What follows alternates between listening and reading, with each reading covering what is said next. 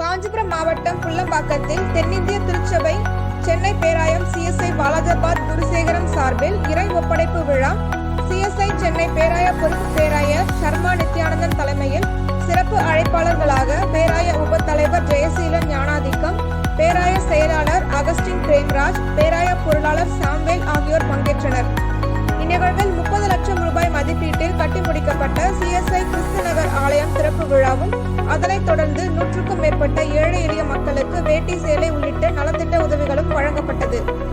இந்நிகழ்வில் ஆலயத்தை கட்டிக் கொடுத்த திருச்சபை உறுப்பினர்கள், குருசேகர குழு மற்றும் கட்டிட குழு உறுப்பினர்கள், ஆலத்தூர் CSI கிறிஸ்துநாதர் ஆலயம் குருசேகர தலைவர் ஜான் கிறிஸ்டோபர், குருசேகர செயலாளர் சீமோன் அற்புதம் ஜான்சன்,